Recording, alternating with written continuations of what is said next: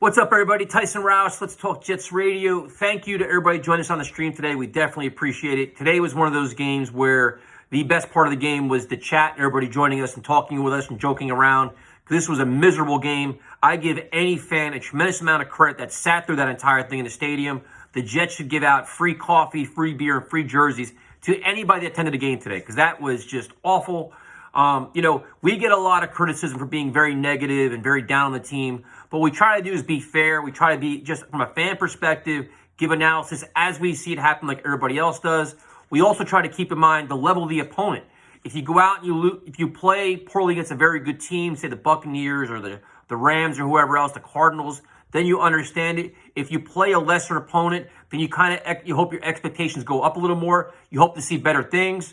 So this week, you hope to see the Jets build off the play against the Eagles, especially on offense, where Zach showed some good things. Keep progressing as the season plays out. You only got, 4 games left now? So you want to see progress, tangible progress. So today, you didn't see a lot of it. You had 2 positives. Braxton Berrios on returns of catching the football and the kicker. Other than that, it was a mix of just miserableness with some little glimpses of just a decent play. So Zach Wilson continues to struggle making the easy throws. I don't know what it is. I can't figure it out. If it's yips, if it's anxiety, if it's nerves. He has all these coaches helping him. You hired his personal coach. This has got to get cleaned up. It's just the strangest thing ever. He can throw a dart to Berrios and then miss 2 guys wide open. So his struggles continue. It's going to be a long week of just analysis and over-analysis of the quarterback play, and it's warranted. Saleh now mentioned that he was playing with a slippery ball. I mean, Zach Wilson, first of all, played in bad weather out, at BYU. You're playing in the Northeast. This is going to be football, and the weather's not even that bad yet. You haven't even seen bad weather yet here. So that excuse is kind of annoying. Saleh is saying things now in his press conference that are literally embarrassing himself. You can't keep justifying losing. You can't keep creating excuses for losing. Sometimes you just got to say we suck and we have some problems and own it. So you go to the running back position. Tevin Coleman's out. Michael Carter's out. Ty Johnson starts and he drops 3 passes, which is just awful. You like to see him take him out. Then you have Michael Pirine comes in. Austin Walters somehow got sick either before the game or during the game, so he was out. So you're down to 2 running backs and one was playing like shit. So that was a problem. You saw some decent things from Pirine, but they had no burst. They had no explosiveness out of the backfield. The wide receivers, you had the big play to Griffin, but other than that, the tight ends, they're still just an enormous hole. You hope to see something out of Kenny Yeboah sooner or later, but you're not. So then you go to the offensive line, a very inconsistent day. The Saints, I think most teams right now, their goal is going to be stop the run, force Zach Wilson to beat you. Can he do it? Right now, he can't. So the offensive line had a very, average day at best. And then the wide receivers, everybody, we early on in the season, we kept saying you want to see more Denzel Mims. This kid is just lost. I think he's lost it mentally, where he's just kind of given up and so frustrated. I think he had 2 terrible penalties back-to-back, no catches. I don't think he had a catch at this point, but he was bad. Receivers are dropping passes. They're not getting separation. And the thing that, I understand they were without Corey Davis and Elijah Moore. You had very competent and capable receivers on the field today. Jamison Crowder is a veteran that everybody wanted. You didn't want to trade him. Had to be on the field. Berrios is very good in the slot. You have Keelan Cole. You have Vincent Smith. You have receivers that catch the football. So I don't want to hear the excuse where, he had nobody to work with him. That you had receivers. Either scheme them open, find them ways to get the football, and do something else. But they had drops, which was just painful to watch. So the offense was just a mess. Then you look at the play calling before the half. I do not understand their 3-minute offense, their 2-minute offense. Saleh went into the half with a timeout in his pocket after completely wasting about 45 seconds in game management, running the football, no sense of urgency. They asked him about it after the game, and he doubled down and said it was on-point time management. It was anything but that. It was you went to the half with a timeout after wasting 40 seconds. The whole drive could have been so much better. Zach Wilson he's taking bad sacks. He had a bad intentional grounding play. His situational awareness and his game awareness is still lacking, and that's going to be a learning curve, but he is too free with the football, man, and that's a problem. Defensively, a lot of people want to give the Jets credit for how they played before the Taysom Hill touchdown at the end of the game, and I don't want to do that. I think what the Saints were. They're going to run the ball with them, Alvin Kamara, who had, almost 80 yards going in the second quarter.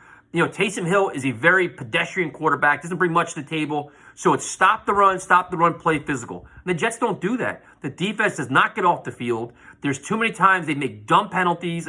Kyle Phillips had one, but they just can't get off the field. They get trounced. And the time of possession is big because they're getting tired and their offense is off the field at the same time. So the offense can't get into any of the rhythm or get in sync at all. The defense is getting tired and getting mauled, and they have no answers. So, I like Brandon Echols. He came back today, but just too much inconsistency. And the other thing that really pissed me off is Quinnen Williams is easily one of your most valuable players on defense. He's banged up, literally in pain on the field. You can see it. In legitimate pain in his face, struggling with his arm, his shoulder, and they keep him in the game. Sometimes, as a head coach, you got to save a player from himself. Say, listen, man, live for another day. You know what? We want to see you play next week. This game ain't worth it. We're not going to the playoffs. It's a meaningless game. To keep him out on the field is fucking stupid. Like, I understand you want to be a captain and a leader and show how tough you are. Sometimes you say, listen, man, we appreciate it. We have other guys that can play. Out you go. So you saw a lot of arm tackles, a lot of, bad angles, like Ashton Davis still doing things at safety you don't understand. Elijah Riley does some things, but, the defense is just disappointing. So they're going to say it's just scheme. It's not scheme. It's not coaching. It's execution. I don't care what it is. It's bad football. These games aren't fun to watch. You want to see, fight and spirit and passion, and it's over and over. If you're getting 4 or 5 yards at a clip. And the problem I have with this Jets staff, especially Saleh, is at the end of the game, all the garbage time thing kind of skews the end result in terms of stats. So Saleh's quick to say, well, we only average 3.7 yards a carry. The game, a lot of things change in that last 4 quarter. Zach Wilson's stats look a lot different. The defense, everything looks different in garbage time. And that kind of skews things. By the end of the day, the Jets got blown out. The game was close at halftime, but you could see the writing on the wall where the Saints were slowly but surely they're going to keep running the ball, play somewhat conservative because the Jets defense can't stop them and the offense can't score. So this was another loss. It is what it is. There's no positives here. You can't walk away feeling good about anything. You're going to walk away saying, man, Saleh did some really weird time management. He's starting to justify losing with new excuses. He got pegged by Rich Smee in the press conference saying, show me something tangible where you see progress. He can't because there isn't any. There's nothing to build on. So you got 4 weeks of that. And it's a game that's it's a worthless game. Like I said, the only positive was maybe you found your kicker. His leg strength looks kind of questionable. Other than that, and Berrios, which they'll probably give him a new contract off this game. So I don't know what you want me to say. It's disappointing. You just want to see more. You want to see. It's you just expect more. You want to see more, and it's hard to not be disappointed by this. I don't know what you the people that keep coming at me saying I'm too negative and you know what? You got to understand, trust the process. I understand what the process is. I'm old as shit. I've seen the process. Show me progress. Show me improvement. Show me young players that are actually getting better. Now you could say it was Elijah Moore, Michael Carter. That's great, but when they're out, then what? The season doesn't stop. I hate excuses where it's injuries and this and that. Every team is facing injuries. The entire NFL is having injury problems. You have COVID problems. You have all kinds of problems. Nobody stops. Nobody cares. You got to play through it, and you got to coach them up, and you got to get better effort from your players. Is that happening right now? You tell me.